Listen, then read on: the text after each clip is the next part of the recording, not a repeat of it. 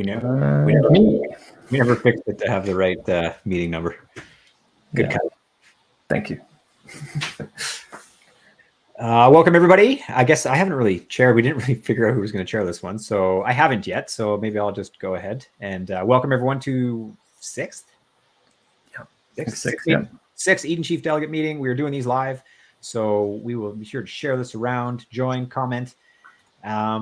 And yeah, I guess we've got, what, 15 minutes, or is it 50? We still doing 15 each?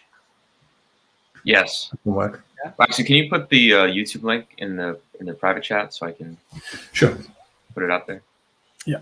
All righty, let's go. Maybe, how about Ricky? Do you want to go first? Because you're out getting some sun. Do you want to kick it off today?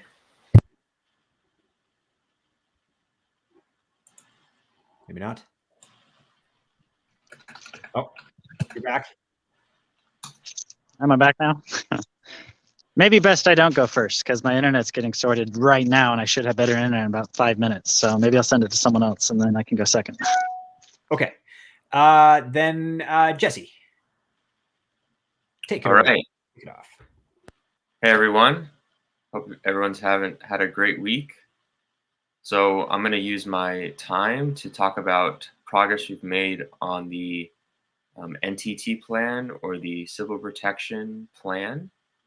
And so made great progress, and we found some efficiencies. We found another team that's building something similar, so we're in the process of integrating with them. So I'll start it, I guess, from the beginning of the week. Just a little bit of recap from last week is the original idea of having the NTT delayed and having a challenge period.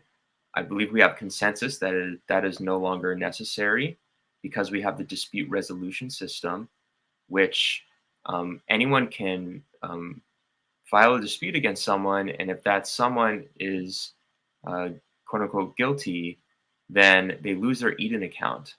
So even if they have an NTT, and we can distribute that directly after someone votes in the election, because if they go through the dispute resolution and they lose their Eden account, the client or the project, how they're going to plug into Eden is they're going to check first, do you have an Eden account, and then second, do you have this NTT?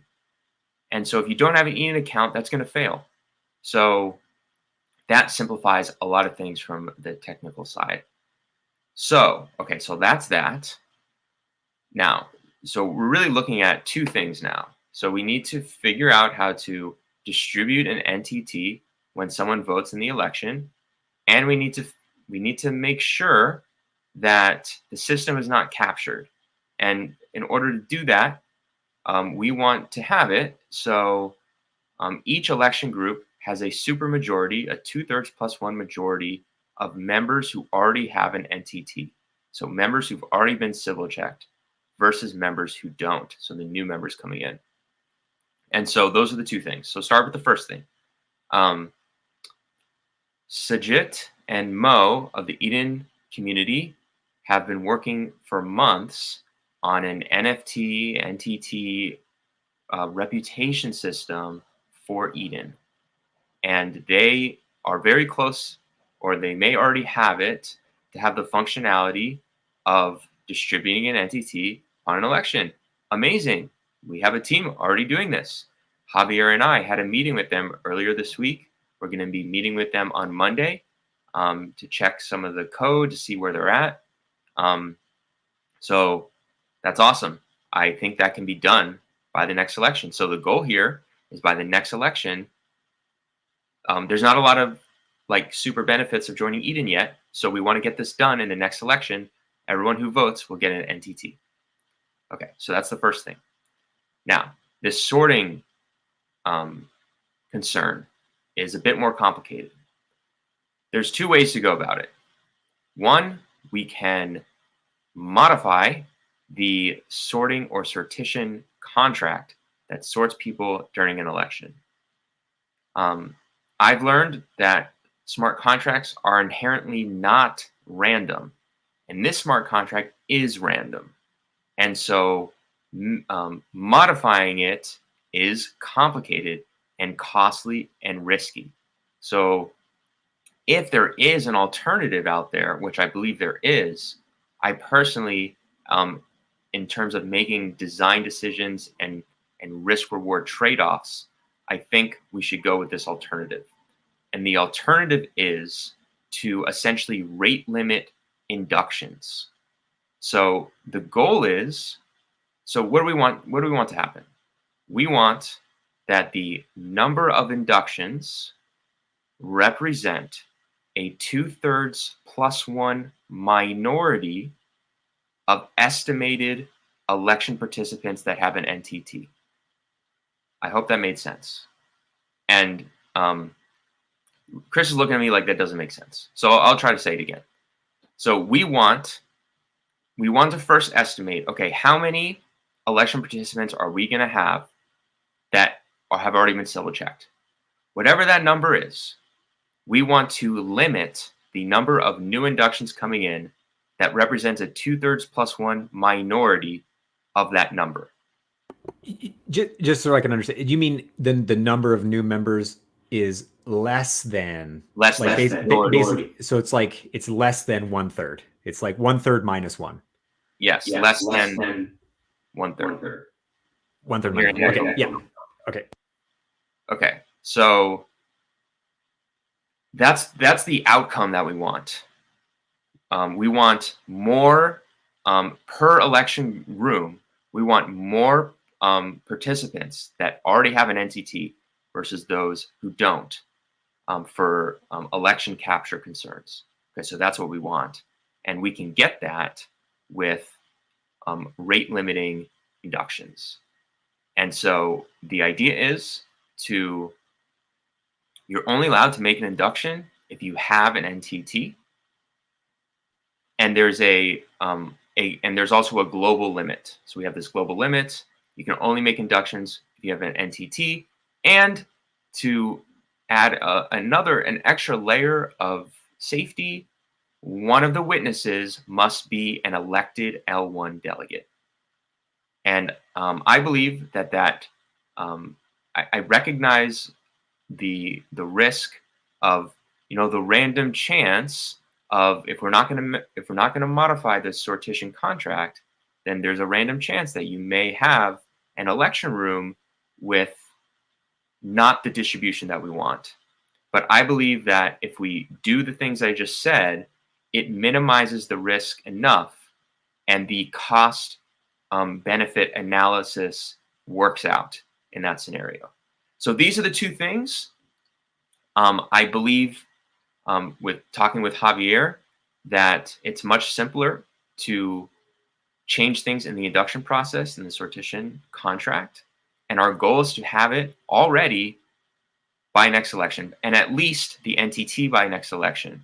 But maybe it's reasonable to have it already by next election. And then once that's done, we need to build a way for dApps to plug into Eden so they can read, is this an Eden member? Do they have an NTT? Remember, we're making it modifiable.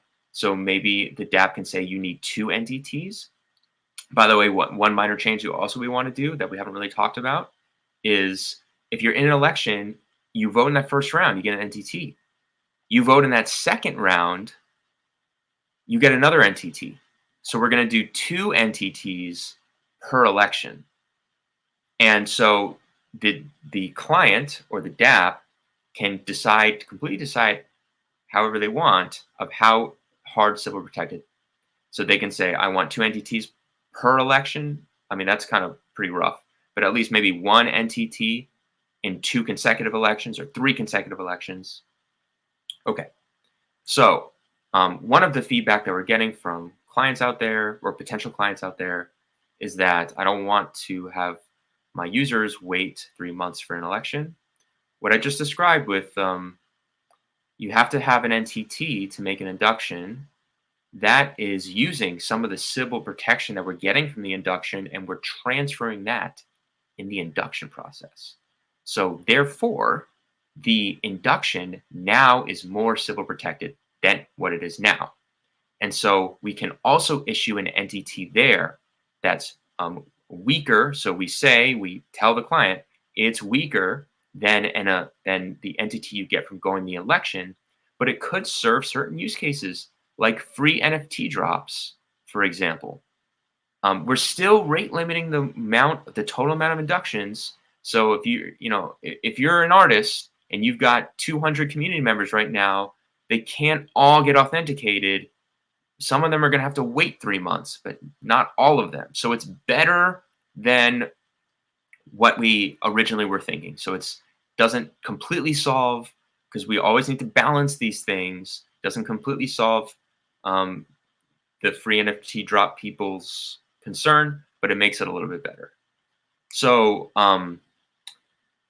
I want to, okay, I'm going to stop there. We're on a great path. We're making a lot of progress. So I want to open it up for the rest of my time. I do want Javier to chime in about these induction changes. I haven't talked to him about that yet, and how viable he thinks that is. So I'll ask Javier right now for that.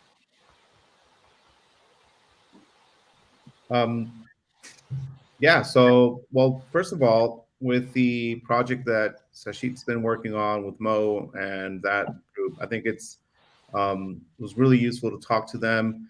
And I also want to be really supportive of what other Eden members are working on. I think like one of the premises on like Eden is if we can have like an internal economy where we leverage what other teams are working on. So I'm all for using their solution for this.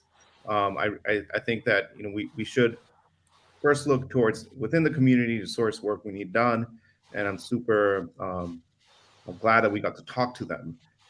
I do want to have that next meeting on Monday to see how far along they are and how realistic this is to integrate for the next election. So that being said, like I do want to integrate their smart contracts into the Eden smart contract. That also reduces the changes that we would need to make, since the Eden smart contract would call their smart contract to issue the NFTs or the NTTs, and we wouldn't have to do that issuance from within the Eden contract, which would reduce the number of changes. So that's great as long as it works and they're ready. We can make that happen on time for the next election. So I just want to make sure that we have enough time to implement the changes, to test the changes, and that everything's going to go smoothly in the next election. Because my fear is like we have this election, everyone's there, let's do this, and then something breaks. It's like, oh shit, we could have prevented this. So that's all I want to. That's why I'm a bit apprehensive of like making sure we fully test everything. But I'm all for this new idea. As far as the induction process, the sortition is kind of like at the core of what Eden does. It is complex, but I mean, the smart contracts with this really interesting and creative way of using the entropy from the Bitcoin headers, it can create the randomness.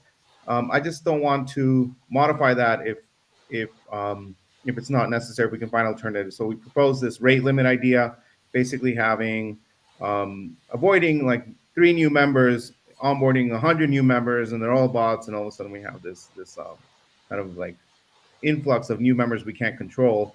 So the rate limit idea puts some sort of controls on that, and it doesn't need to mess with the sortition. And I thought that would be a lot simpler. So I'm glad that there's acceptance around that idea as well, and I like the also the idea of having the soft Sybil check with the induction, because also the smart contract that Sashit's working on can do all kinds of different badges, right? For different use cases. So we don't necessarily have to limit the NFT creation to just if you participated in an election. We can create badges for all kinds of stuff. Just like we have NFTs for when you induct people, right? So just have a greater variety of uses for these NFTs and leverage their contract a bit more. So I'm for that. The only thing I would say is that we still need to have another conversation with them. We need to define the scope and make sure that we have the time and resources to get that done before the next election. And also, we should have like a testing effort, right? We should get like, we have a test net, Jungle 4 test net instance of Eden. So anyone who has a Jungle 4 testnet account as an Eden member can get an invite to the development instance, and we can run a mock election. We can test all this out, and I think having the community involved with the testing phase prior to the election would be amazing. So we can really work out any problems we might encounter, hopefully have more than one test election. So I'm all for it. I'm supportive. We have to make sure that it's technically viable within the time frame we have, and then also, let people know that we do have this Jungle 4 testnet instance of Eden, and that we can all participate and just organize some sort of testing rounds and make sure we're all good before the next election occurs. And yeah, those are my thoughts. I hope that answers kind of what you were looking to get. If anything, if you need me to comment on anything else, let me know. Cool. Yeah, thanks, Javier. Yeah, looking forward to that next meeting. Just get more details on this, but I'm just stating the goal. That's what we want to do. We can't promise that we're actually going to get this in the next election. That's what we want to do. I'll open it up for anyone else for the rest of my time. If anyone wants to comment on any of this. Sure, I can comment on it. And that's, as we're designing the software here, I'm thinking in terms of how do we design this so it's open and flexible for all the various communities that want to launch Edens. So where we're talking about changing the flow of contracts, I'm thinking in terms of primitives. So what are like the base units that communities want to be able to tweak in order to meet their needs? And I do think being able to be conscious about the sortition and how it works between having new members or, members of a pool A and members of pool B, you can look at them as new members or old members, being able to choose what percentage of each is sorted into the groups is going to serve a lot of communities, whether it's an existing community saying we need at least one of our guides in each group of 7 new people, and that's how we want it sorted, or we want it to be a 2/3 +1 majority of existing members to new members, being able to identify a mix between 2 different pools or more, I think is... But Reiki, sorry to cut you off. We're saying we're not going to do that. That it's too... I am suggesting that we do that. Is what I'm asking for, because otherwise we do run the risk of, and it's going to happen. It's just Moore's law. All this is going to happen. That groups are going to be all existing members in one, all new members in a new group, and then they're not going to have the same, foundation of a 2/3 majority of existing members helping a new group along. This also is more fair because then every group has the same level of difficulty because new members can't progress and have a much less likelihood of existing members. So if there's a similar balance in each circle, you're not going to run into, full groups being either extreme, right? So I think it's trying to work around doing that because of complexity. I don't know if it solves it. So I'm not sure if this solved the thing we were trying to solve for, though I'm super in favor of everything else you shared, and I'm still in favor of all of this. I'm just bringing up, another perspective to see if there's a third path here that's going to better serve us. Okay, I will jump in on time. I think you're making a lot of great points, Ricky, because in the end, this is all about iterations. So maybe in terms of what can get done before the next election is we just go low-hanging fruit and just keep this on the roadmap of like, we need to eventually have, when we have more, because we're also running out of funding. So these aren't cheap things to necessarily come up with. So that'll also become more possible when we have more float. Okay, Waxa, I'm going to give it to you next in terms of screen orientation. Take it away. Okay, thank you. Jesse, we had a good chat earlier in the week about what you're planning. And I do like the idea of having a varied opportunity for NFT or someone who wants to use our whitelist to come in at various levels of civil protection. So I think that opens up the market to us quite a lot. One thing I'm thinking now is this is costing us as Eden funding to implement and put together. And the benefit is that we start to get more members because there's an incentive for them to join because they can receive NFTs. But the companies that are going to be using our airdrop system, perhaps we should look at charging them to reach a civilly protected and authenticated community. And that way it might form a good little business structure to cover at least the minimal costs for implementation. So their users would have to pay a 3 EOS fee to join and get authenticated. Maybe the company can cover that fee for their users as a way of charging them. But are you thinking of charging them in addition to that fee? Is that what you mean? You won't be able to, because it's going to be on smart contracts. Like they're going to just be querying through API a contract table. You can't really gate that, I don't think, with a fee. Oh, okay. Well, one thing you could do is, and anyone can donate to the treasury. Anyone can be like, yeah, well, if you want us to help you grow your community, maybe we can make a few changes to the way we do things so that it integrates better with your application. And yes, let's work together. And why not? If you want us to support this integration with you, why not donate to our treasury or donate to the budget.eden account? It doesn't have to be an on-chain process where the smart contract collects the payment, but we can always, hey, if you want to use this, we're always taking donations. We'd be more than willing to help you. But it does cost us money. So perhaps there's just like an off-chain process and conversation. We're like, hey, toss some money in our treasury and we'll help you. That's good. I think I like your idea as well, Jesse, that the business could offer to pay for their participants' membership fee. I think that's a good initiative. Perhaps we could put almost like a little package together that the businesses could share with their communities to encourage them to join Eden as well. So we're facilitating the sale of our product. So that might be something a little introduced later down the line. But yeah, very much in favor of everything you're planning there. I think it all sounds great. So this week I've spent most of my time working on the Eden Smart Proxy, preparing the documentation ready for presentation, well, for Han to present. So that's pretty much everything I've been dedicating my time to. But I've been keeping up to date with everything that's been going on, and everything looks great. I really like what you guys are proposing. So when it comes to the website, I'm going to be looking to add a section specifically on the Eden Smart Proxy and My Vote EOS, how they integrate with Eden, or how we're proposing them to integrate with Eden, and a very easy redirection for Eden members to click vote and delegate their vote towards the proxy if they wish to do so. Very soon, I'm nearly ready, Chris, for you to redirect or help me redirect the edenoneos.org website to the Eden Elections website. So we'll minimize the website. If you can help me do that, that'll be great. And I'll let you know, probably be at the start of next week. So ready for next Friday, we'll have a redirected website and minimize the number of locations we start to onboard from the top funnel. Cool. Something we talked about maybe 3 weeks ago was putting funds towards, or I would delegate some of my funds towards the Discord channel for Eden. I'm still in favor of that and helping that become one of the major funnels for onboarding.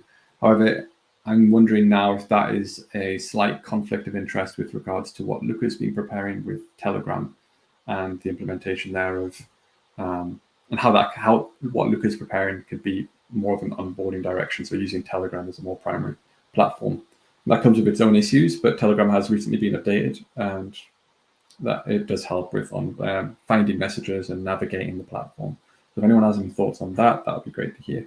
And any thoughts on the way they would like to see the Eden Smart Proxy represented on the Eden Elections website? I was actually just about the Luca thing. I haven't been following the chat. Does anyone have an update? Has he made any updates in the chat about how he's doing with that?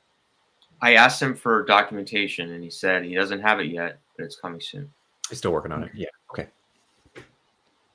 So maybe even in the short term, we can still use the Discord as another primary source.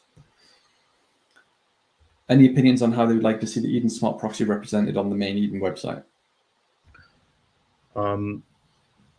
I think that we should incentivize different projects to be built on Eden as these like Eden member benefits. What can I do with my Eden account, right? I can access a proxy and influence the way BPs are selected, or I can use someone else's application as well, or the Spend Explorer also is something that is only available for Eden members. So we have like what I'm getting at is maybe, yes, the smart proxy is a really important achievement of our, the recent CDs and our term as well on Eden, and I'd like to communicate it broadly, but I also want to give a fair chance to any other member projects that they know they can get showcased on the website in a similar fashion. So as other things roll out, as Eden member benefits, they can go on the website, and just something that we can kind of replicate in the same fashion for different projects. And I think hopefully we'll have more use cases for Eden accounts. And we should think about something that can scale in that direction. And also, if someone's working on something for Eden, knowing that they can get showcased on the website as well. And that's how I would see it going on the website, like a directory of member benefits. Like, what do I get by being an Eden member? I think Thank you. That sounds perfect. Actually, yeah. And then how to apply to list your project. So eventually, once this Sybil check and using the membership table, and there's a process that Adapt can then, here's what you do, here's how you integrate this into your app, have that there, and then like a button, let us know if you've integrated this into your DApp. We'll highlight it here. And then Jesse, in terms of, you mentioned customers, sort of like in terms of different groups that are considering using this Sybil check for their games. Is that something we can make public at this point? Like it's kind of advertising in a way. Like can we put that also in this section and start to highlight these groups that are looking at this? Feel a little early to me. I think that as soon as some of their users join Eden and participate in an election, like when we have it set up and it's done, then we can ask them about using their brand image and stuff on the site. So that would look great on the website. These are all the people that have used our whitelist, who take pride in having real humans interact with their Web3 projects. Because a lot of people are looking for ways to validate their users. It's not just NFTs, but NFTs are a good way to obviously signify a whitelist. So I think there's many use cases that we can start branching into once we get the initial spearhead approach out of the way. If anyone has any questions about anything I've talked about, that's fine. If not, I'm happy to move on to the next person.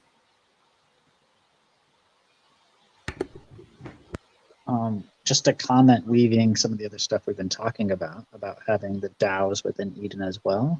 So maybe the projects that are using it, how we showcase it on the site is first we show the culture, the DAO, whatever it is. So let's say it's gaming and one.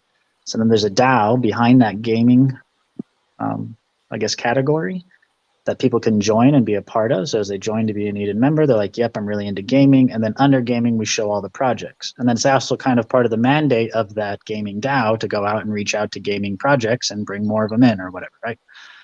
So then they're all kind of categorized by the DAO that's overseeing that, category or culture, as you will.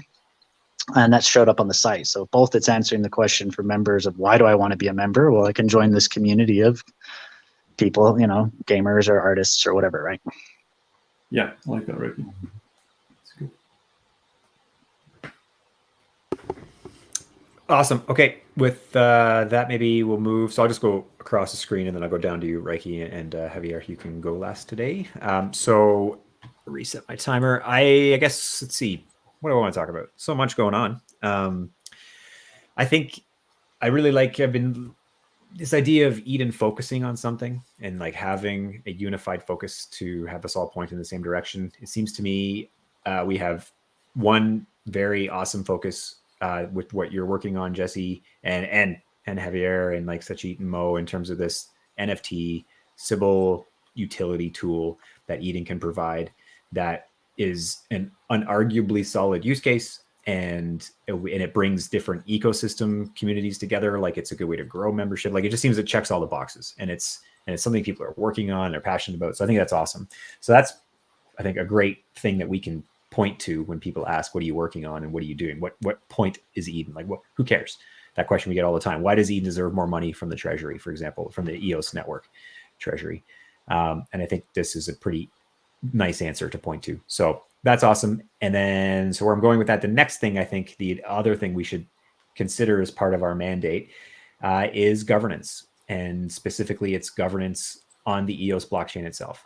And I think this is something that it's been there since the beginning. Eden was formed when Dan was here. It was explicitly that this was going to become a process that was going to be leveraged in delegated proof of stake, and something that would have teeth and governance teeth within the EOS blockchain. So I think that is something we should not let go away. And this Eden Smart Proxy is exactly a way to do that. So initially, to give some background, like in July of this past year, I ran in an Eden election to create a proxy, an Eden member. No, it was a year ago. it was a year ago because it was during the trial. Yeah, this is over a year ago. And it was to create an Eden members proxy. So the idea was we used eosrate.io that EOS Costa Rica Javier built, and where Eden members could log in with your EOS account that's tied to your Eden membership. So this is, again, the experience that Javier and his team have with leveraging the Eden member table. You would log in with your EOS account that's tied to your Eden membership, and you would then subjectively rank BPs on 5 separate metrics or KPI: transparency, transparency, trustiness, community. I mean, there's 5 things anyway, and it's very subjective. And so you'd slider, and then you get these sort of nice little graphic on what the score was of the BPs, and then you could basically take the collective Eden ranking and then use that to rank the BPs. And then the proxy, that is the Eden proxy, would then vote for the BPs in that ranking. And it's pretty logical. Like, it makes sense in terms of like getting the feedback of the community and ranking BPs and then using that to vote for BPs. So we've been on this path. It just didn't really get traction. And so now I think with continue just pushing on this and recognizing there was a need for this Eden Smart Proxy is a really lovely iteration on that idea. And now, so the Eden, when more information is going to come out about how this is going to work very soon. And so I'll let a little out now just to give some feedback. And it basically, this Eden Smart Proxy will allow Eden members to vote for block producers, but not rank them. It's just you're simply selecting them. So it's a little easier. So it's a little simpler UI for Eden members to go in. Same thing, you log in with your Eden account and you'll have a list of BPs and you will be able to pick the BPs. Just check a box of these BPs. Who would you like to vote for, quote unquote? And that's it. You submit it. And then that score of these BPs is going to be weighted based on your participation in the most recent election. In fact, you must participate in the most recent election. So it's another incentive. If you care about governance on EOS, you'll participate in the Eden election so you can vote and select your BPs to receive the proxy, the stake from this proxy. And so your vote will be weighted by not only the number of participants, but then your success. So then how well you do in the election, whether you're a level like just first round and you vote for somebody, or you get voted to the next round, or you become a chief delegate, or however many levels this ends up with. The further up you go, the more your weight, your voice carries when you vote for BPs, which also I think makes a lot of sense. So that is coming. And really this whole thing only works is if this proxy accumulates enough stake to make it actually matter. The only way our voices matter in DPoS is based on how many tokens you have and how you're voting for block producers. That is how the game is played. And a lot of the recent actions that we've seen taking place on EOS, one of the key defending aspects that are used to justify any action that was made was that DPoS made it so. Token holders have voiced their opinion. They voted for block producers, and block producers did what they did. And that is DPoS, and those are the rules of the game. And it's right. The ethics have whether it was right or wrong, or whether we liked it or not. It doesn't matter because DPoS said so. And I completely agree. That is the rules of the game that we're playing. So we can play the same game. It's just we need to aggregate stake towards this proxy that's being selected by Eden members. And so those watching this recording, if you have some EOS and you're staking to a proxy or voting for BPs, consider staking to this proxy. And we'll give out the name later. It's not ready. Just think about the idea for now. And we want to accumulate stake so that BPs who are following the pledge to not buy votes, not have a sock puppet, and do financial transparency and disclosure, which is the big piece, they will then they'll be a beneficiary of these votes. And so that's coming. That's a big kind of a rundown of how it's going to work. And it really will only be successful if it can accumulate enough stake to actually these BPs who are willing to make this pledge to not buy votes, which is shooting themselves in the foot, because if you don't buy votes on EOS, you don't end up in a paid spot. So it really is a principled decision to do that comes with consequence. And so those BPs who are willing to do that, I think speaks a lot about their integrity. Javier, you're one of them. EOS Costa Rica has been steadfast with the integrity approach of not buying votes, which is how EOS was launched, the idea that no one was going to buy votes. So, and whether that's right or wrong in the moral decision, I certainly applaud you for the integrity of sticking with that, because you've been a solid contributor. And I know I always speak highly of you guys, so this is probably a broken record thing, but it's worth saying, right? You guys have been consistent contributors to the ecosystem, and you've never done that to receive pay. And so kudos to you. But comments on this idea? Any thoughts? No? All right. Everyone's in agreement. I was just gonna say I'm really excited about the smart proxy, and I think that we've already concluded the development phase of the first phase of this proxy, and it's now more about getting the word out there and telling people why this is important. And I think it's really important that this what you're saying, and I'm really excited to see how this gets used and make sure that we have enough understanding amongst eating members of how this can actually amplify their voice and even start participating more in governance. Um, and I think that the CDs will have more of a responsibility the next term to really spend time to get to know the BPs. The BPs will also have to get to know the CDs and say, hey guys, this is where you should vote for us, right? And so the job of the CDs is now also going to be to kind of like, yeah, I'm going to spend a day taking a look at the BPs and figuring out what their value proposition is. Are their nodes up and running? Is their information accurate? Which BPs resonate more with my values? And that would also kind of start becoming more of the task of this body, right, of the chief delegates. It's also to take some time to get to know the BPs. Yeah, and that's one of my favorite parts about this: the opportunity to meet more BPs and to have relationships with more BPs.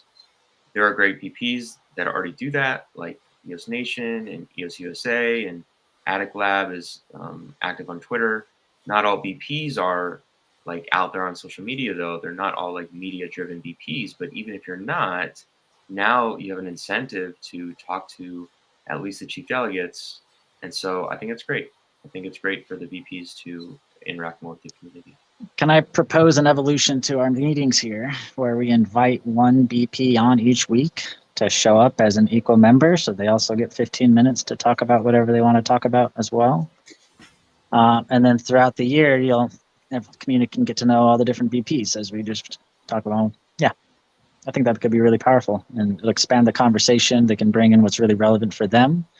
That could also set the tone for the dialogue for the CDs. So maybe even the BP as a culture, they go first.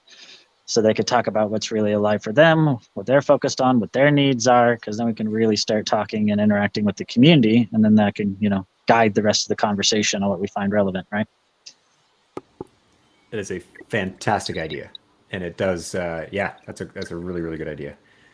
So one question then that I think we could debate a little bit about this. So one of the functions that this requires is this whitelist. So the BPs that the smart proxy is eligible to vote for, it's not every BP. It's a whitelisted set of BPs that have agreed to this pledge to do the things that I mentioned earlier.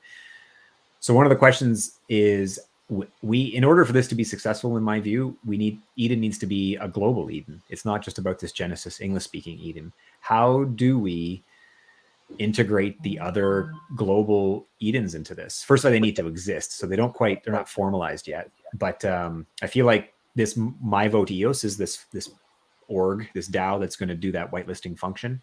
That needs to be comprised or controlled by all the Edens, not just the English Eden. I don't know how we do that, though. I think that's one of the harder bits of this.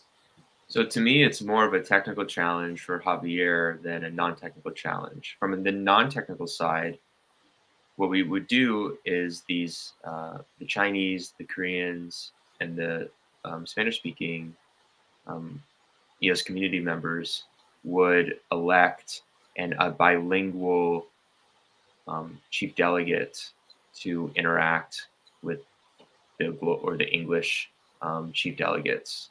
And as long as technically, like the technical viability of the other Edens being able to also pick the BPs, and they have the weights depending on their rank as well, seems more of a technical challenge than a non-technical challenge. This sounds a lot like states trying to figure out a Senate. So maybe it actually ends up being that way, that each one of these language-speaking Edens elect 2 representatives that make up the whole council. And yeah, we can have the universal language be that everyone speaks one language. And maybe that's even voted on by the whole Eden community. What do you guys think? it's literally the same challenge that, the U.S. states were going through when they were forming, right? Yeah. Hans' vision's always been that the smart proxy has to accommodate for multiple Eden communities, and then we would aggregate all the vote weighting from all the different communities to come up with a final vote list. So this has been built into the original design of how the smart contract picks the VPs we're voting for. So that's definitely something that's been thought of, and that we're looking into integrating with Korean Eden whenever they're ready. So on the smart contract side, we've already kind of thought through that, and we're just not there yet, right? To have multiple Edens, but definitely something that can be done. So I guess that just at some point in time, we'll have to make a decision on what constitutes an official Eden. Like, what is it? What is it? Membership size? Is it election participation? We're going to have to set some criteria that we sort of agree on, and almost because of the. Well, yeah. I mean, who other do the BPs need to have a voice in this? Maybe they do, because they're the network, right, which is run by the BPs. Of course, they are the funding source, the hopeful funding source for Edens. That's consistent, at least outside of outside funders. So maybe it's also a question we could ask BPs. Maybe that's a question in these interviews. We bring in BPs to this call. What do you think about global Edens, and any thoughts on what constitutes an official Eden or not?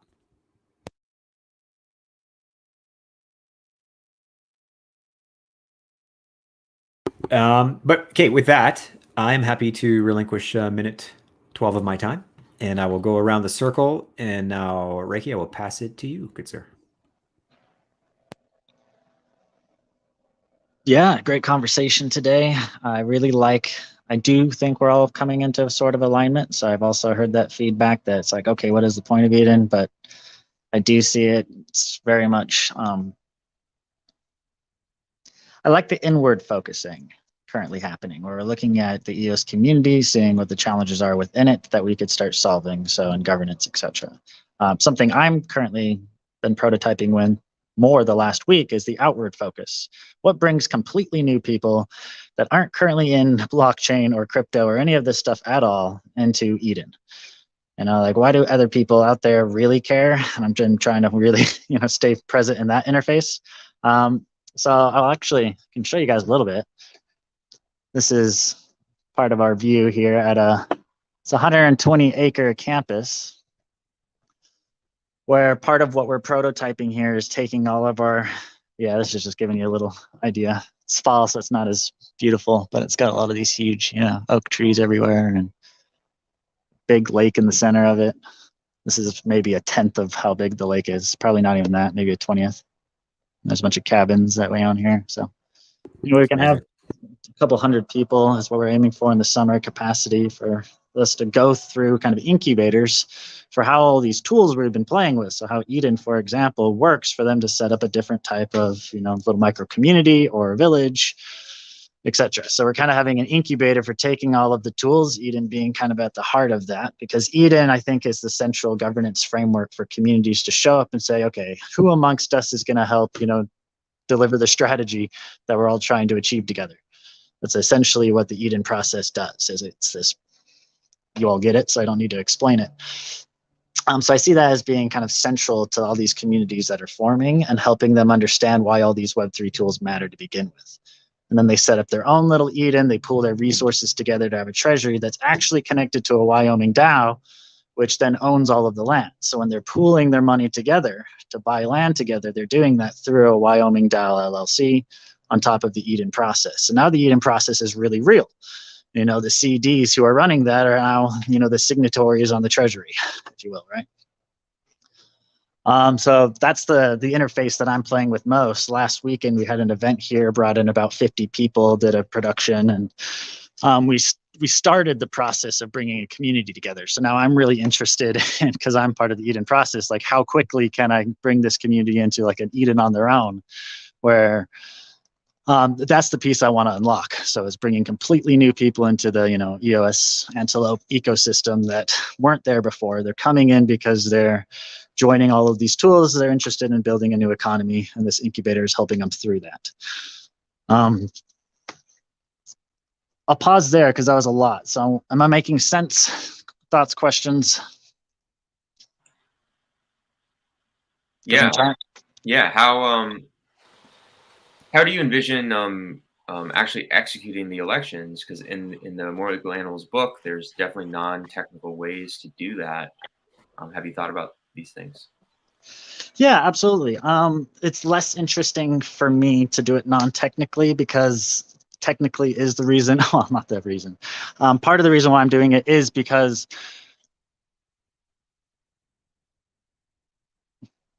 the piece I'm trying to unlock is how do we get people who aren't currently in Web3 and all the tools that we're in to understand why these things matter and to have a process for getting on board. Right. So there's a lot of people out there. We know a lot of them that are wanting to, exit capitalism. They see civilization collapsing. They want out. They don't know what the solutions are. That's what Web3 has been promising for a decade, but it hasn't really made it tangible yet and connected it with land and people's basic needs. Right. So that's the big thing I'm trying to unlock is, how do we connect it to the lands when people come into this? So then them joining the Web3 and joining the Web3 tools isn't just for, helping them set up their own little eco village or community. It's helping them join the Renaissance too and exit, capitalism and banking and whatever, all the things they're trying to exit, communism, all of it, right? And start setting up new systems. So that's really, fundamentally what we're prototyping here, right? We're trying to prototype what are these next types of civilizations? What do they look like? What are economic systems? How do we govern ourselves? How do we distribute resources amongst us? And build that whole picture. So anyway, I'm only bringing this all to you guys because this is the piece I've been trying to unlock for a long time. And we've been making a lot of progress. And I want to open it up to the Eden community. So we have a physical piece of land here. If anyone is interested in doing a week-long retreat where we come together and imagine all the tools we have across the EOS ecosystem and how they could be used today to kind of be a startup village in a box. So these are the tools that a community can come together and be like, yep, we can mint our NFTs for membership. That's how we crowdfund to buy the land to begin with or whatever. The whole process that communities can come together, pool their resources, use all the tools that we've been building over these last couple of years to, fully build new economies and govern their own realities, right? So everything I'm doing here, I want to make sure makes sense in that broader picture. Otherwise, I'm not entirely sure. Yeah. I'll pause there in case there's any reflections or if you're finding this valuable and yeah. What you're attempting to bite off is no small bite. Like that's, you've summarized like the raison d'etre for almost all of this, right? So it's awesome. It's a great idea. And to do like a workshop and bring people together and then like you say, you want to do it with tech because that's where the tooling is. That's where these new tools are being created that is going to enable all the things you've discussed. It seems to me probably what you almost need like the Haifa on EOS tool to be launched. So then you can, because this current Eden, all of the members of your local can certainly join this Eden, but it's like almost like a mixed purpose where it sounds like once you get go ahead. Well, yeah, I'll just build on this. Haifa, I think, comes next. So Eden is how you pick the 5 people sitting right here who are the catalyst team that ideally they represent the shared vision of everyone. That's the fractal democracy process. It's finding consensus, taking the shared vision and keep honing it up until you have one group of 5 people who represent the shared vision of the community.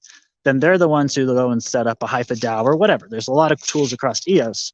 It's that team's reason and, mandate, I guess, to set up the initial infrastructure for, we're calling it a game. We're trying to simplify this. It's like, massive multiplayer online role-playing games, right? They're all basically their own new civilizations. It's just like, what if we're basically doing that, but attaching it to real life pieces of Earth with, real rent, real abilities to meet your basic needs, right? And then building that, of course, all on EOS. And it needs to be trusted infrastructure. That's why we have it, etc. So it is the whole piece, but this is why I'm here, and it's what I'm trying to culminate. Is this has been an 11-year journey for me. 5 years really diligently in crypto, trying to use these tools to do exactly this. We've built a lot of it. We've tested a lot of what we built on top of Telos and EOS.io to begin with. So we built seeds, the currency system for communities to launch their own currencies, a wallet that works. It's all free. Communities using it right now. This community's using it, launch their own currency. It's like, so that's out there and working. We've tested it, and now we're ready to go big. I think that's where we're bringing it to the whole Antelope ecosystem. Through Eden works that way too. So Eden is saying, look, you start your communities here, you elect your 5 people, you have a shared treasury. Then we use all the rest of our Antelope ecosystem tools for your community to launch your own currency, fundraise with NFTs, go through the whole process you need to design your own governance and economic system. And we kind of build that pathway for them, right? And this could work for anything. I mean, yeah, maybe this works for eco-villages, but this could also be how startups come together to build their online digital community and network. So all the Web3 tools, they're all wanting to build with community. This is how they can actually form to begin with as they go through this Eden process that we can create for them. So I'm thinking, like, what is that big, onboarding funnel that is going to bring in the next billion people into our ecosystem? We've got to be sitting here and looking at what we're building and how it fundamentally helps people meet their needs in a different way, a way they're wanting to and needing to right now. And yeah, I think we're pretty freaking close. So that's kind of where my motivation is like, our plan is next summer, we're bringing 144 people together. So I'd love to have people throughout Eden and EOS represented there in that group. Because amongst that group, we're going to have people who know agriculture and permaculture, how to grow food, how to build housing, the electrical side and all of the energy and machines, etc. So we're going to have people from all the spheres of what it would take to kind of make a new economic system and civilization. So we need the people also coming from the tooling side. How do we do governance? How do we do economics and on currencies, tokens, this whole world, right? So it'd be great to have one of the circles actually be represented by Antelope in our ecosystem. And maybe the Eden process is how those people are selected. And then our mandate as a whole group is, what does that minimum viable economy / civilization in a box look like? So when all the people across the world who want to exit the current failing systems, like, what do they do next? So what is the incubator that helps them kind of design, what comes next, right? So I'd like to build that together with this community. So then Eden is, fulfilling its potential of helping people build new Edens, right? Yeah, it becomes part of the how-to document on what they can do. Like, you're creating a template. You're creating here's how you do it. And one of those steps is Eden. Again, it's the first step, because it's one, how do you verify your community, which is what we're doing. Like, how do you know your community is your community? So first you build your community, then you get your community to come to a shared consensus of what are they doing. And that's the Eden election process. So that is literally step one of a community forming. And then that, the chief delegates go through setting up the rest, right? Like a positive attempt at Lord of the Flies, but we're with adults. All right, I got one person to laugh. I was just trying to throw some humor in there. Yeah, that was nice, Jesse. Thank you. I enjoyed it. Any thoughts on this? Critical thoughts, highly welcome too, or anything. Yeah. So with the Eden election process, you have a minimum representation of the entire community, but due to the amount of circles you'll need to create a cohesive village, if you like, or community that can coexist on their own back, so you got all those different subcategories of needs. The experts that you elect via the Eden process, if it was a full collective represented in one go, might not be adequately skilled or knowledgeable enough to represent the entire community. Yeah, that's a really good point. And I would say that's why we probably are still lacking in some of those collective sense-making tools that we would need to deploy. But the idea is that it'd be the 5 people like we have right now who would be able to execute and actually act.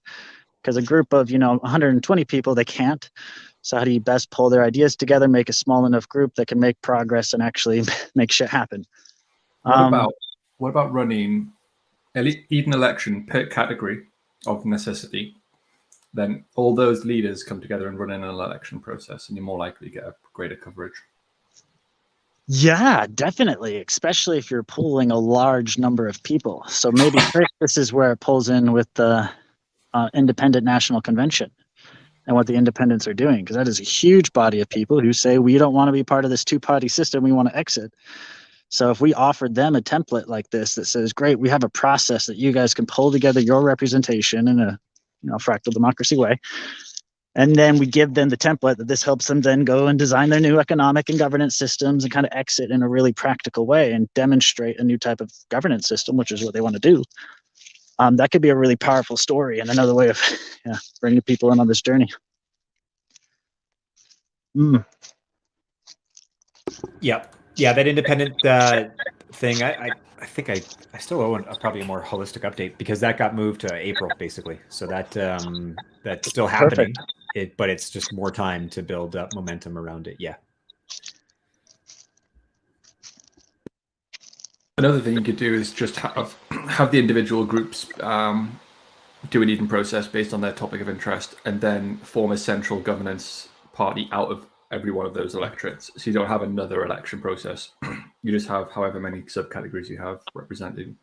So you've got an expert from every field in the management committee. Yeah. And then making it inward facing again, I think we do this internally for figuring out what our 5 DAOs within Eden are going to be. And then maybe each one of them actually has their own Eden election process as well, to who runs that DAO. So there's the main DAO, which funds all the sub DAOs, but then all those sub DAOs have their own process for who's running those DAOs, right? Exactly. So, and they can choose they can choose in their circle if you like. So that's why the Eden fractal group, they use a very similar process, but not exactly the same. Yeah, that makes a lot of sense. Yeah.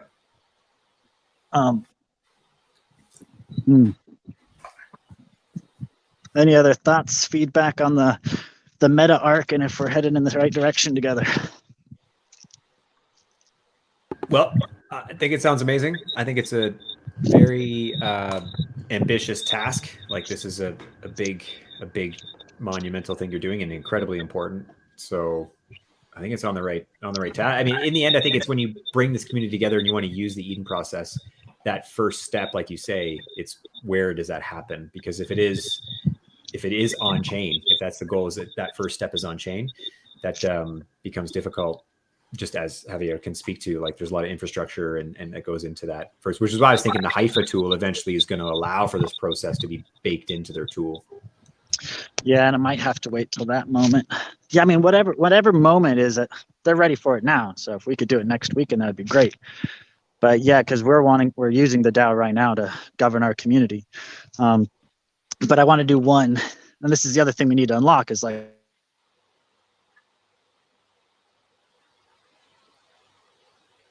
Starlink. Lost. Starlink? Is that what he's getting? I know, I was just saying, it's one thing we want to unlock. Starlink. I think you can clone the Eden open source software and have your own. Yeah, I mean, I think there's this idea that's been thrown around before about like an Eden coalition, right?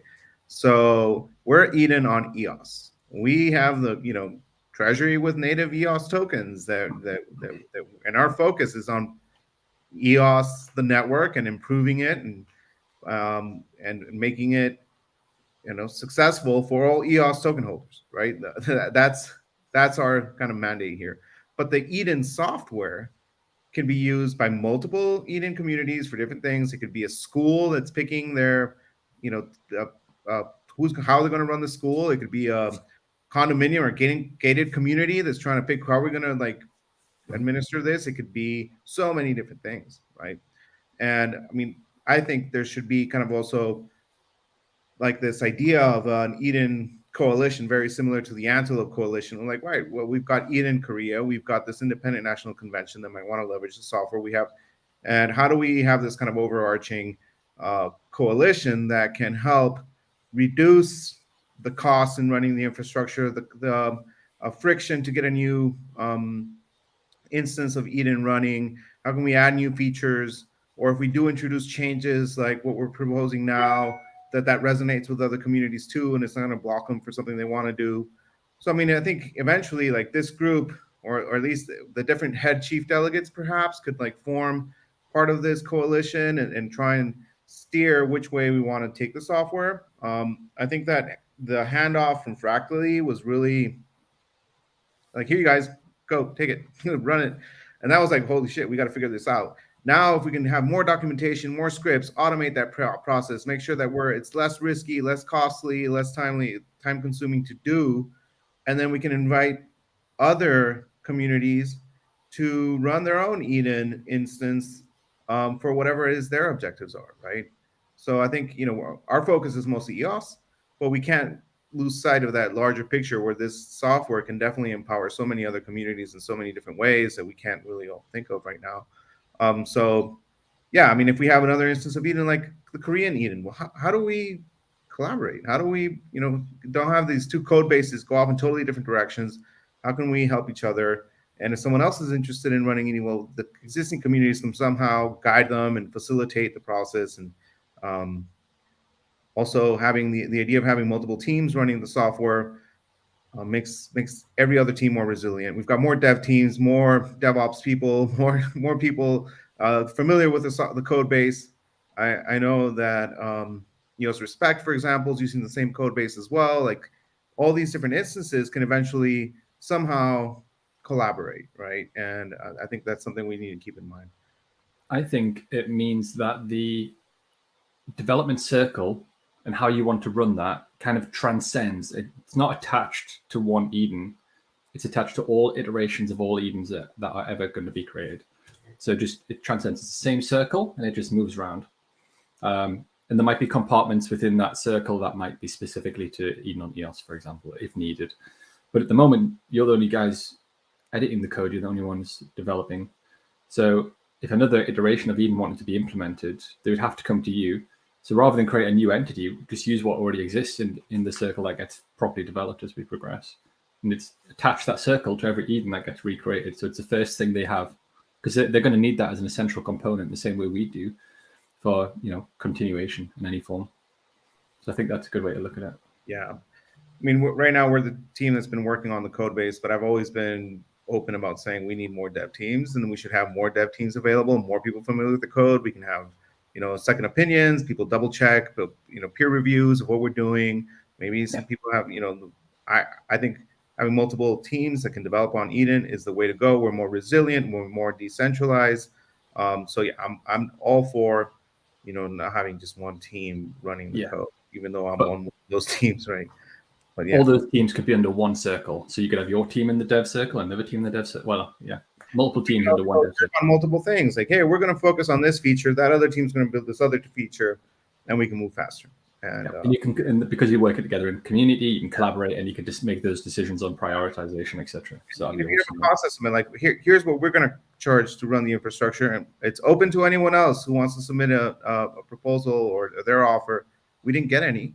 But if we got another proposal, we'd be like, oh, we can compare costs. Hey, what do you bring to the table? Well, how much are you charging? And it just makes it so much fairer when we have, So I'm all about more teams for sure. Yeah. So I guess we lost Reiki. I hope you didn't step on a snake, man. He did. Yeah, you're up. And I forgot on my time to talk about this dispute resolution and picking somebody. You got time left over. Go ahead. I'll give you. Yeah, but we're missing Reiki. We need his vote because I have to recuse myself because I'm gonna put my hand up as being one of the guys. So we would need his vote. So let's push that to next week. We have time. Pardon? If he comes back, we could do that quickly. We could just jump in and get that out of the way, and then continue with wherever we're at. Or we can do it in chat. Like we don't have to do it on a video. There's no big rush. Okay. Whatever. We could do it next week.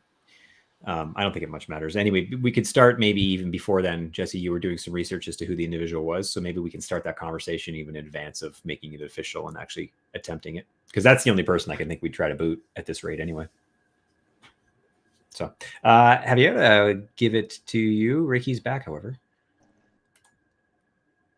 Here we go. Hey. Welcome back, good sir. Thank you. Getting used to satellite internet. It is not as dependable as people say. Anyway. That's awesome. Anyway, I don't want to disrupt, so whatever flow was going. It is Javier's turn. Chris, I'm willing to give you some time, and a lot of what I've been working on, we've already discussed. We discussed the proxy, which is something I've been helping with the code base. We discussed the soul-bound tokens or NTTs with Jesse and how that initiative is going. I've been involved with that, and we'll continue to work on that next week. I've also got a Eden Spend Explorer instance almost ready to share. I shared it with this group of CDs. I'd like to get some initial feedback, but I'm really excited about having a way for us to create some financial reports for the community about where the treasury is going. I think this is very powerful, especially coming up with like Eden needing more funding. It would give us more accountability, transparency, and trust. Anyone would like to, donate to the Eden Treasury, that funds are, there's a way of tracking where funds are going and what the impact is of those funds. So that's something I've shared with a group of CDs. I'm really interested in feedback, and would also like some feedback from the broader Eden community and L1 delegates. One thing I brought up earlier while we were talking is I think we should have a all delegates call, and maybe I'd love to hear what Reiki thinks about how we can maybe organize a call when we have over 20 people on the call, and I'd like to be able to give everyone the opportunity to speak, and if they want to tell us what they're up to, that we can all learn. And also these initiatives like the Spend Explorer, the proxy that we're working on, I think they're great initiatives, but they require the participation of all Eden members. So how do we communicate, hey, we've built these tools for you guys. Now we'd like to ask you to start using them. Give us your feedback. These are meant for Eden members to use. So maybe get some feedback around the NTT thing and everything that we're working on, and also hear from L1 delegates. Do you have any updates? What have you been working on with your funds? Maybe you can provide the community with some updates, and I think that'd be great. But I don't know how to handle a call with so many people, right? That's one question I have. I'd jump in and say, do not do a call with so many people. Calls around 7 people is where you're friendly. Anything more than that gets a little bit messy. What I would say is tools like Notion. So we've been coordinating decentralized ecosystems and communication and all that for years now. So we have a bunch of templates in Notion and other tools that we use.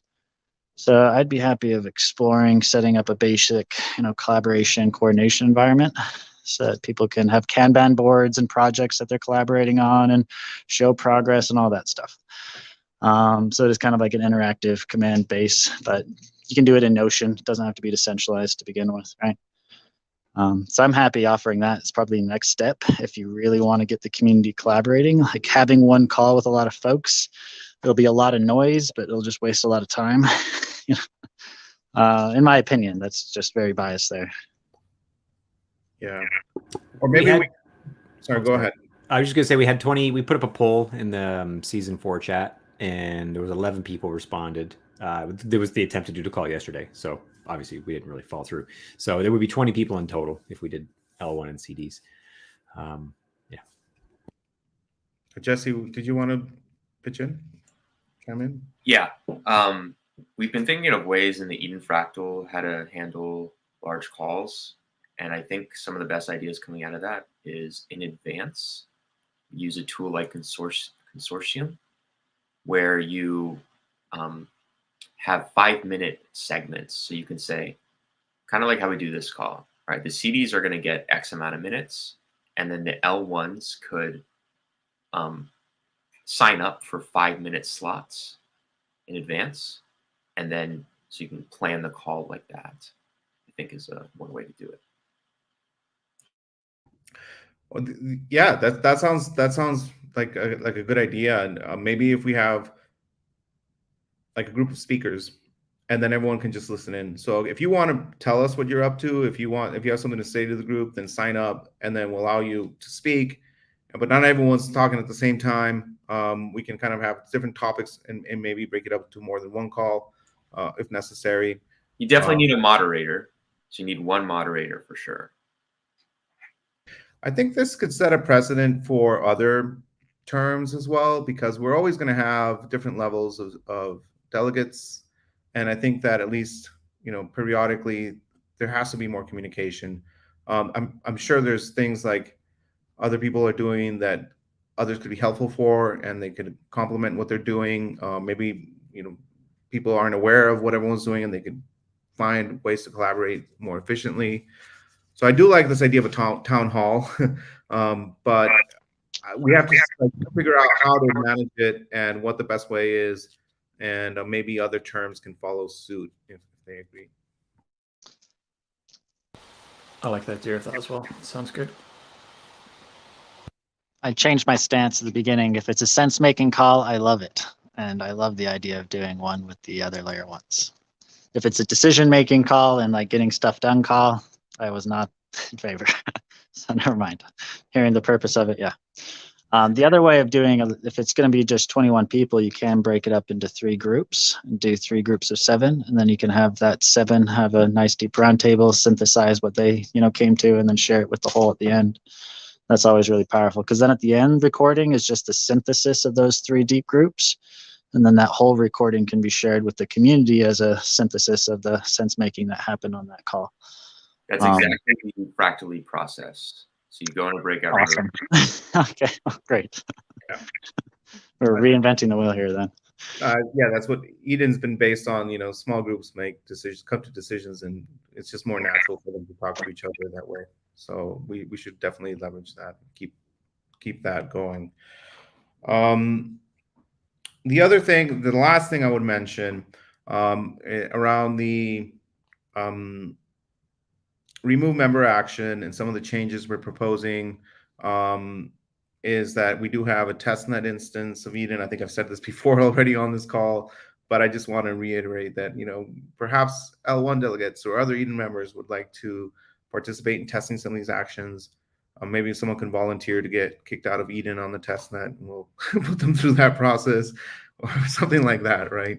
But I do want to run some test runs. I think that Chris's point about the process, about the who can run it, and how we go about with dispute resolution, we should rehearse this in our testnet environment a few times, and then we can roll it out and we're good to go. So I'll stop there, and then I'll leave whatever time's left for Chris to tell us more about this process. Okay, thank you. Yeah, so then I've chatted again. No one's really... So yeah, we've got dispute resolution included in the bylaws. We ratified it, so we have to test it. Well, we don't have to. Ideally, we test it.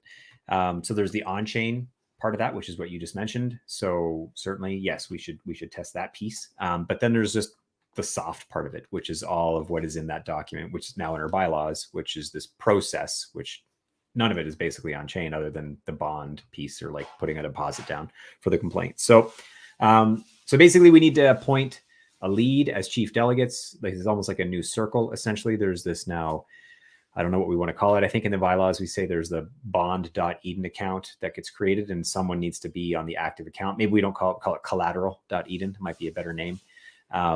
And someone needs to be basically the chief delegate. Active would be the owner permission of this account.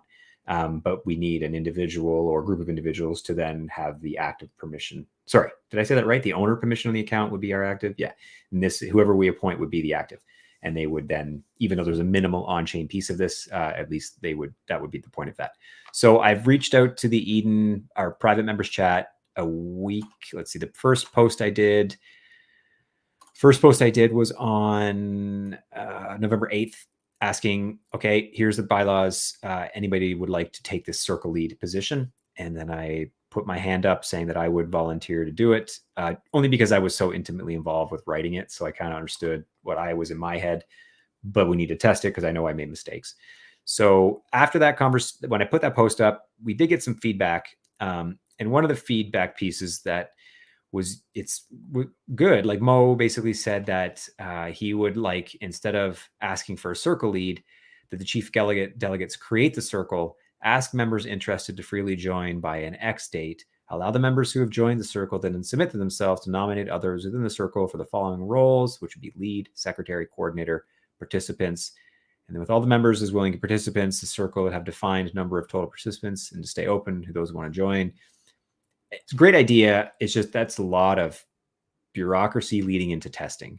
And I just, knowing we kind of want to, ideally this gets tested before the next election. I have to know if it works, if we need to make changes to propose that to the next bylaws. We really have a month to test this because we need to make changes to the bylaws 2 weeks before the next election, which is January 7th-ish. So we're running out of time. Maybe I'm off by my math. No, I don't think so. Yeah, we've got like a month and a bit here to really test this. So I'm going to propose that. I appreciate, Mo, if you're watching this. I like what you've made a lot of good points here. We can still do that is my kind of thing here. We can pick a circle lead now, and whoever that lead is could still, in fact, hey, community, who wants to participate, who wants to like join, we can still do this together. It's just not a formalized group of individuals who've quote unquote joined the circle. You can still do that. I mean, what officially needs to happen anyway to join a circle? There is no true database on chain here. So anyway, all that being said, I've asked again in the community if anyone's interested. No one has since that conversation actually put up their hand. Hey, I'm willing to do this role. There's just ideas about how it can be done. And I asked again today, no feedback yet. So with that, I think we should still move forward with appointing someone to do this thing and actually then take it and try to test it out. And so I will stick my hand up as being a candidate to receive the circle. Will create the account and put myself as the active perms with Eden's as the owner, Eden Chief Delegates as the owner. And so I will put my name into the ring and recuse myself from voting amongst yourselves, if that makes. So I'll put forward a motion to appoint someone to this lead. If that motion's accepted, then I will nominate myself. Got a quick question. So once you become the lead, are you then going to set up the circle so that other people who want to get in, so you do testing as a lead because somebody has to be a lead to test it. Right, that gets done. Then you make a circle and then you're going to invite community members to join that circle and then decide perhaps an election process to select the lead then. Or are you just going to be the lead for a set period of time? Do you know what I mean? Well, I mean, this idea of circles is to me, what defines if you're in or not in a circle currently? Membership. So you choose to be in. So once you're in, you all say, I am in. Then you get on the website. I'm going to have a list of people who are. Ah, okay. You're going to keep a list. All right. Yeah. So all circles are going to have a list of membership on the website. And then so you can see who's who. So if there are people who want to join, great. But then how does the election, what election process are you going to run? What governance structure is going to be within that circle? That's what the circle lead decides. So you have to have, you can either come together as a collective unorganized, which is what Mo was suggesting, or what we need to do now to get this through, you go through as a lead, do the testing, then form the circle, have the community, and then you as a lead can decide what election process you want to use if there are other members, or what delegations to roles that you might want to have or need, etc.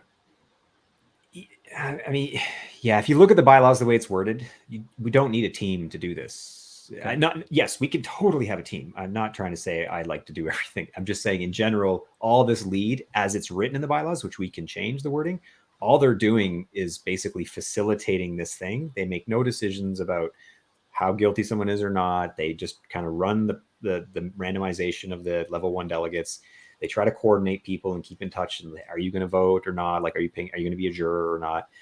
So that's sort of the function. But all that has not been written yet. Like, so in terms of the test, we actually have to test it in real life. Like the only testing that was mentioning was just the smart contract remove action on the test net. Yeah. Everything else we do is like real time. So that would be the testing. I was going to ask, sorry to jump in. I don't know if I cut someone off, but for how long would you be the lead? And could this be something where we appoint you as the lead until the end of our term, and then the next set of CDs would have to appoint, either say, hey, Chris has done a great job, we're so happy with what he's done, he put this together, he knows it better than anyone else, let's just keep Chris going. Or the next set of CDs says, okay, we've, so kind of like until January, first week of January, whatever. And that's it. That's all we decide today. It's not like this undetermined position that you've gained forever. 100%. I do not want it forever. Being a negotiating dispute resolution amongst members is not going to be a necessarily fun thing to figure out because it's like about the process of removing people, so it's not even going to be necessarily fun. So yeah, you can put a time limit on it, and chief delegates will always have the ability. There's no power in this smart, like having me as the collateral.lead account active. There's zero power. All that is going to act as a holding account for the collateral from people who are going to submit a complaint as a plaintiff, or the defendant to put up their collateral to then actually have a jury deliberate. So there's no real power. All the power relies on the chief delegates themselves. It's more if the chief delegates trust the outcome that they're willing to execute the smart contract action to remove a member. Really, that's the power always. It's just, this is a facilitator role essentially, and I'm happy to do it temporarily, 100%. I mean, after the next election, new set of CDs get their active permissions set on the contract and done. They can pick whoever they like. I think it would not be better to have the circle decide their process to elect somebody, which then gets approved by the chief delegates. Because then each circle, the idea is that each circle has their own election process. They can use the Eden process internally or whatever, like the Eden fractal chooses their own version to select their leaders and processes. The chief delegates are the ones who appoint the active permission of that account. Yeah. So as much as you could have an internal process. I don't care. Honestly, that's not, I just want to test the process out. This goes back to Mo's suggestion. It's like, I just want to try this out to see if it works and see how many like wording issues we have where that's ambiguous, that doesn't work, we need to change this. I would love to not do that by committee, because that's just going to be exceptionally painful. And if that's what we want to do, then I will take my hand down and someone else can try to, because I just want to test it. That's it. There's no power here other than testing it, and then you can take it and do whatever you want with it. But if it turns into a committee thing, that's just too much of a headache, I think. Can I jump in here? So yes, generally speaking, it would be ideal for a circle to run their own process to tell the chief delegates, this is who we'd like on the active permission for whatever account is associated with the circle. But for this particular instance, the dispute resolution system is not yet built. In my opinion, this conversation is premature. We need someone to build it, make sure it works, and then we can have this conversation. This system is absolutely vital for the NTT plan. If the dispute resolution system is not there, the plan is unviable. So this needs to be expedited and built, and then we can have this conversation at a later time. Yeah, agreed.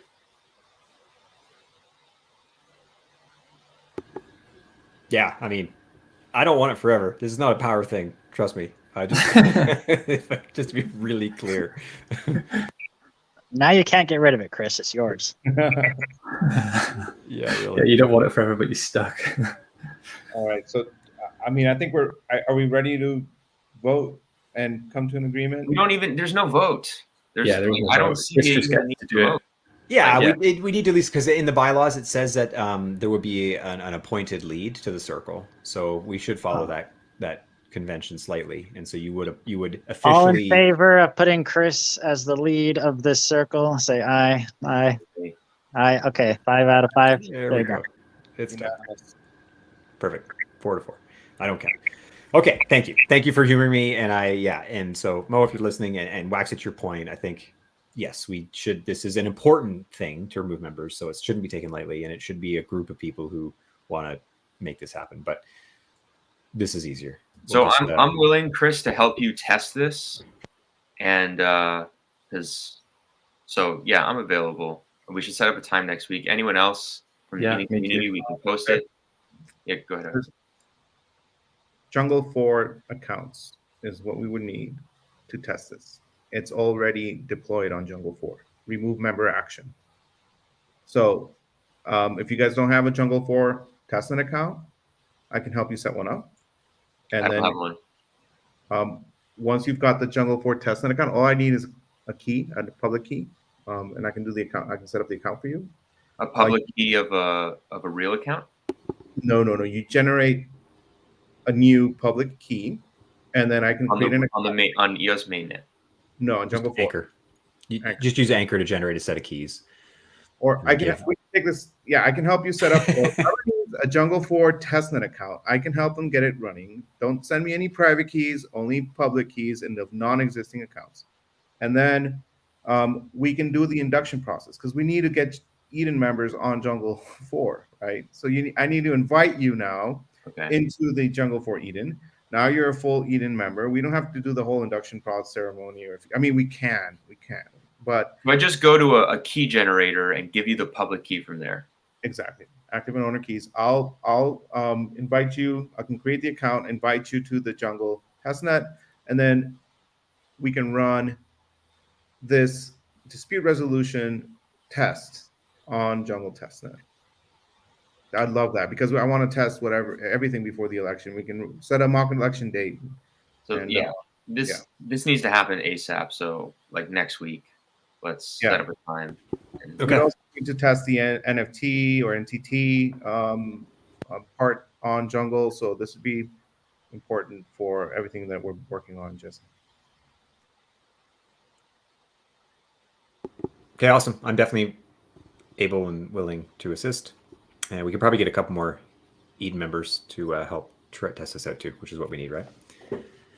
So cool. Well, thank you for your confidence, gentlemen, and me testing out our dispute resolution process, which is really important. And when, especially Reiki, when you're talking about these communities coming together, people will have conflicts. And so there's got to be a way to not just kick people out, which is one of the things. And so what we hope this evolves to is a more holistic dispute resolution. Right now, it's been very scope limited to just removing members. And so that was on purpose. So we didn't get too crazy with what we're going to try to do with this. But so we test it first, make sure this just as a process, as a flow chart, it makes sense. And then we start opening it up to what other things could be disputed. And this becomes a process to do all sorts of things. Yeah, for context for communities, this is hard governance. Like what would replace lawyers?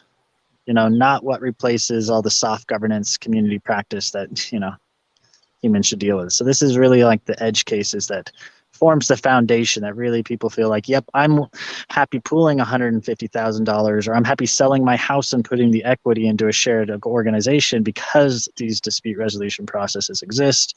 These things have been tested. So that's why the work we've been doing so many years is now finally like coming together to really be useful for these communities, because now they see the whole picture and they can trust something different, where it's not lawyers and banks backing it up anymore. It's, community governed smart contracts and processes doing it, right?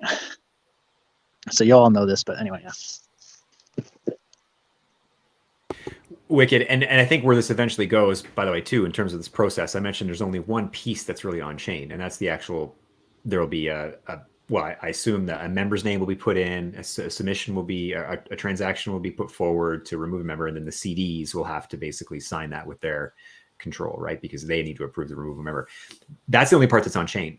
A lot more of it could be on chain.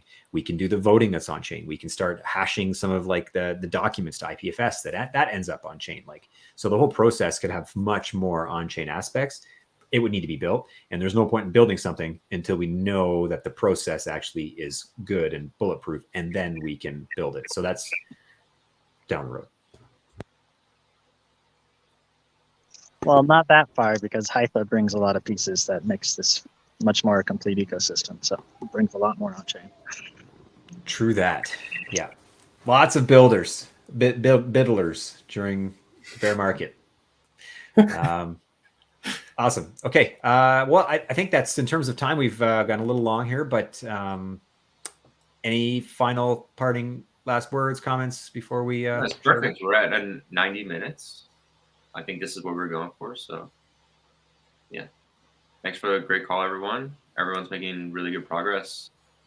And yeah, I hope that people can recognize that we're actually doing stuff in Eden, and we're going to create some great products and services. Well said. Yeah. Okay. Thanks, everybody. See you later. Yeah. Thank you.